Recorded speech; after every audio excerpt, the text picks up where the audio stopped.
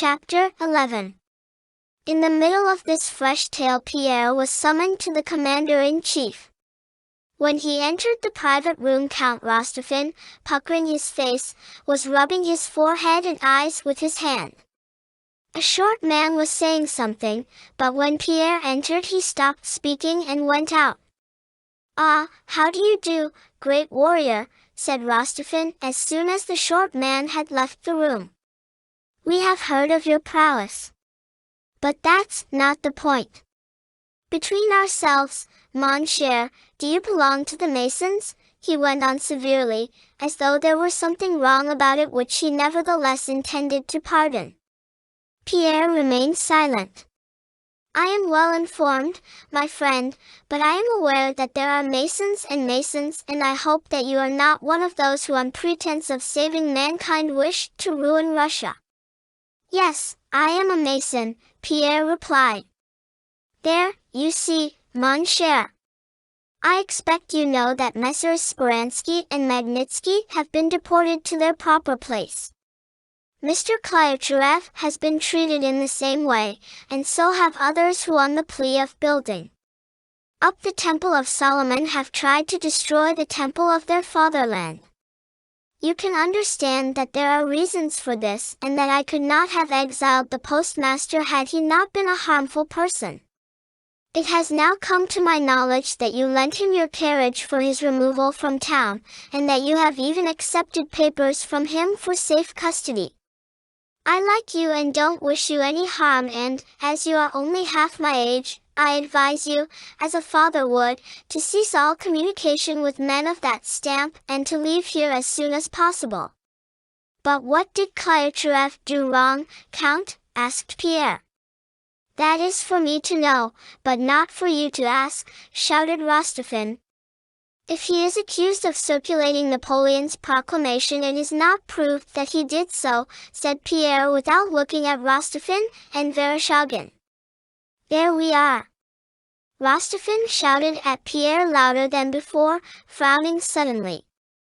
"Vereshchagin is a renegade and a traitor who will be punished as he deserves," said he with the vindictive heat with which people speak when recalling an insult. "But I did not summon you to discuss my actions, but to give you advice or an order if you prefer it. I beg you to leave the town and break off all communication with such men as Klyachev. And I will knock the nonsense out of anybody," but probably realizing that he was shouting at Bazukov, who so far was not guilty of anything, he added, taking Pierre's hand in a friendly manner, "We are on the eve of a public disaster, and I haven't time to be polite to everybody who has business with me. My head is sometimes in a whirl." "Well, mon cher, what are you doing personally?" "Why, nothing," answered Pierre without raising his eyes or changing the thoughtful expression of his face. The Count frowned. "A word of friendly advice, mon cher. Be off as soon as you can, that's all I have to tell you.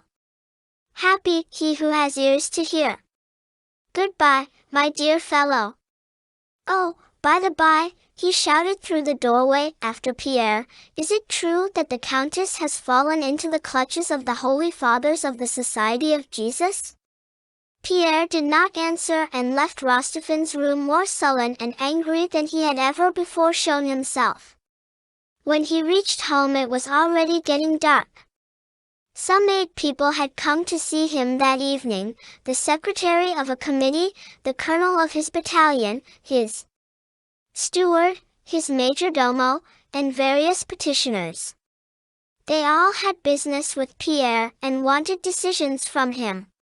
Pierre did not understand and was not interested in any of these questions, and only answered them in order to get rid of these people. When left alone, at last he opened and read his wife's letter. "They, the soldiers at the battery, Prince Andrew killed, that old man, simplicity is submission to God. Suffering is necessary, the meaning of all, one must harness, my wife is getting married, one must forget and understand," and going to his bed he threw himself on it without undressing and immediately fell asleep.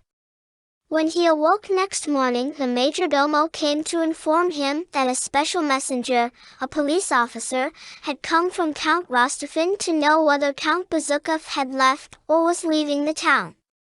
A dozen persons who had business with Pierre were awaiting him in the drawing room.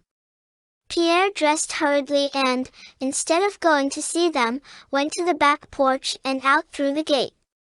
From that time till the end of the destruction of Moscow, no one of Bezukov's household, despite all the search they made, saw Pierre again or knew where he was.